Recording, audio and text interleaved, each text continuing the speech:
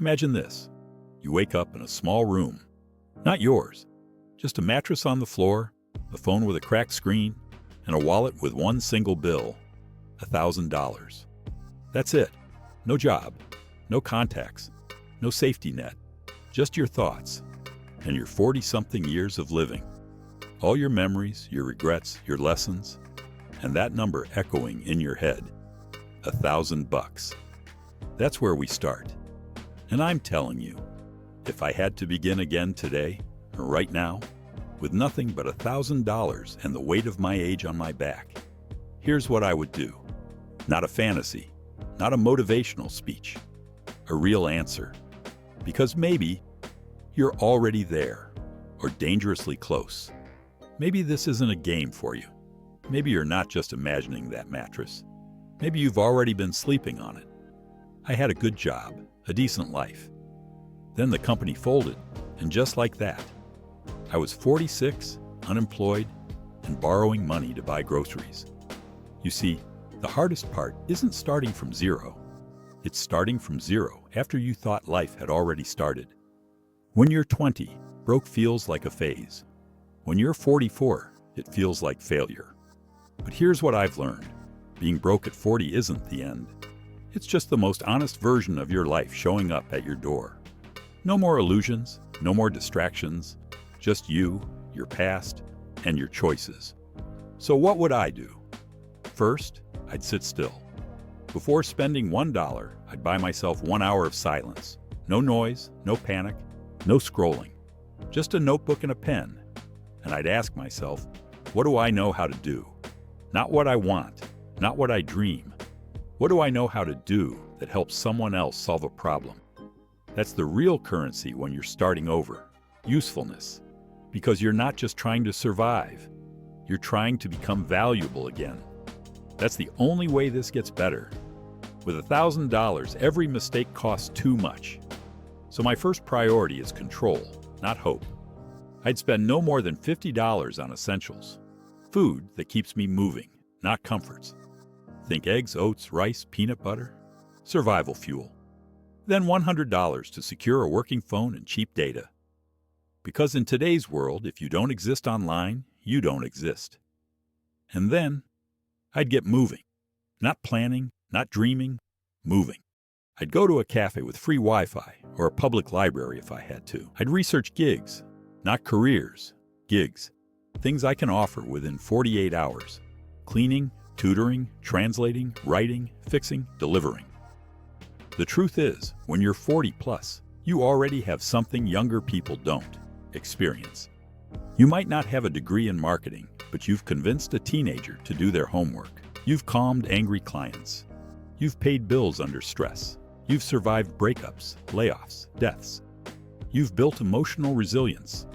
And that's a service the world will pay for if you can frame it right. When I lost my house at 52, I thought it was over. But then I started walking dogs for neighbors. One of them asked if I could help with their taxes. Turns out I was good with spreadsheets. That's how my freelance journey began. That's the magic emotion. People think clarity comes from thinking. It doesn't. It comes from doing. So yes, with my $1,000, I wouldn't buy crypto. I wouldn't buy some course promising me passive income in 30 days. I wouldn't buy new clothes to look more professional. I'd use that money to get in motion, to start helping, serving, offering something, fast. Then, as the first dollars come in, I'd reinvest. Not in gear, not in branding, in skills. Maybe $200 to learn one thing that compounds. Copywriting, Excel, Canva, video editing, AI tools. Something I can learn and start charging for within 30 days. Not perfection, progress. But let me pause for a second, because there's something deeper here. At this stage of life, the hardest part isn't the money, it's the ego. Starting over hurts your pride, especially if you were once somebody, a manager, a provider, a respected professional. Now you're delivering packages or editing PDFs for strangers. But let me be blunt. Pride won't pay your rent. Humility is the real startup capital. If you can stomach a few weeks of swallowing pride, you can build something unshakable. because after 40, your fuel changes. It's no longer about impressing others. It's about building peace of mind. And that's worth 1,000 times more than $1,000. I remember folding clothes in the back of a thrift store. I was 41. I had an MBA, but nobody cared. And then I realized I had been chasing respect. What I needed was momentum. So I kept folding, and I saved enough to start my own little eBay store. That was the first step. So if you're listening to this, and you're holding that invisible $1,000 in your hand, here's what I need you to hear. You are not behind. You are not finished. You are not broken. You're just at a point where life is demanding something new from you. Something raw, something real, something honest. And if you're willing to trade your fear for movement, your shame for strategy, then even $1,000 can become the seed of a future you'll be proud of. But it won't be easy, and it won't be fast. It'll be worth it. So let's say I've made it through the first week. The panic is still there, but it's quieter now. The fear hasn't disappeared. I've just stopped letting it drive. I've found one or two things I can do that bring in small money. Not enough to feel safe, but enough to feel awake. That's when the second phase begins.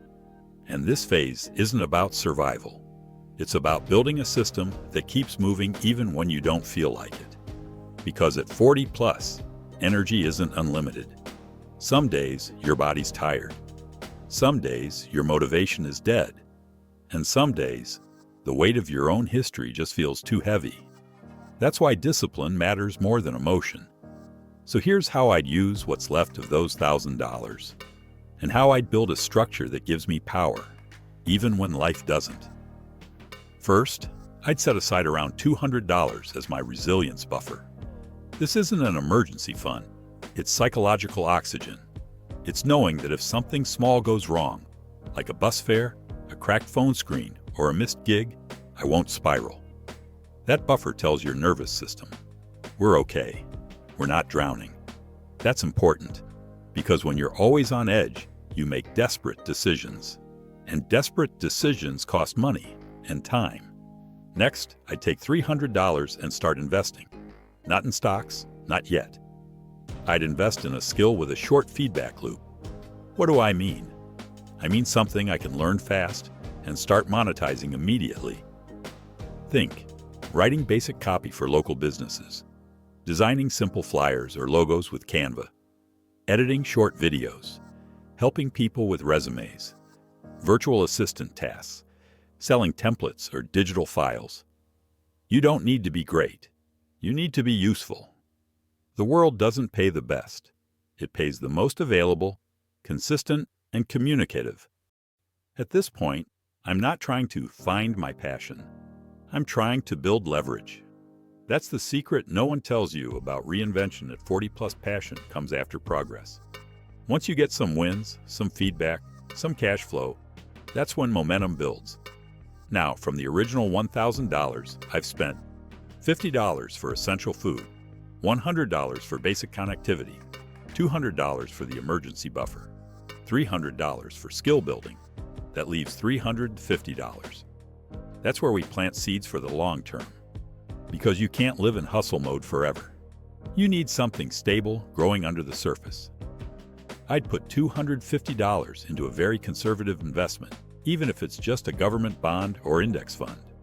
Something safe, something long-term, something that grows while I sleep. Why? Because that small act of planting a financial seed changes how I see myself. I go from hustler to builder. Even if it's only $5 a week, it's mine.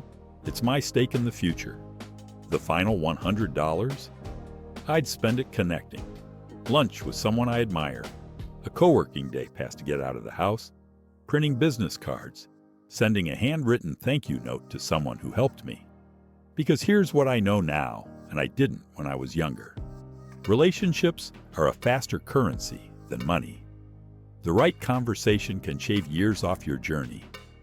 But you need to show up humbly, consistently, and with something to offer, even if it's just your time and attention. When I restarted at 42, I thought I needed funding. Turns out I needed feedback. A friend introduced me to someone running a local business. I offered to help for free for a week. That became my first client. That one door changed everything. That's the power of motion. That's the power of service. But let's be honest. None of this matters if your mind isn't ready. Because starting over at 40 plus doesn't just challenge your skills, it challenges your identity. You look in the mirror and see someone who should be further, someone who had it together at some point, someone who's now lost. That voice in your head isn't just cruel. It sounds reasonable. You're too old. You missed your shot. People your age already have houses, savings, respect. But here's the truth. Most people won't say out loud. You don't need to catch up. You need to wake up. Because what you do next isn't about competing with other people. It's about becoming undeniable to yourself. The most powerful people I know in their 40s and 50s aren't the ones who never failed. They're the ones who got up one more time, then they collapsed. They're the ones who let go of the version of themselves that didn't work, so they could become something real. I was 48 when I accepted I'd never get back to who I used to be. And that's when I started becoming who I was actually meant to be. So here's what I'd say to you. Not as a coach, not as a guru, but as someone who's been there. If you've got $1,000 and the willingness to look honestly at your life, you've already got more than most. You've got a chance to stop living on autopilot, a chance to stop waiting to be rescued, a chance to rebuild on purpose, with wisdom, with urgency, with grace. And don't get me wrong, there will be days when it feels pointless, when the tiny steps seem laughable, when the old shame creeps back in, when you want to quit. But on those days, I want you to remember this. The climb is slower now, but your grip is stronger. You've got perspective now. You've got scars. You've got proof that you can survive what others think would destroy them. So don't look at $1,000 as an insult. Look at it as a key that doesn't open every door, just the next one. That's all you need. One door, then another, until one day you look up and you're not surviving anymore. You're standing on your own ground. You've got income, not from a job, but from your value. You've got peace, not from comfort, but from clarity. And you've got power, not because you were lucky, but because you chose to start, right where you are, right now. If you made it this far, here's my challenge to you. Take a notebook. Write this question at the top.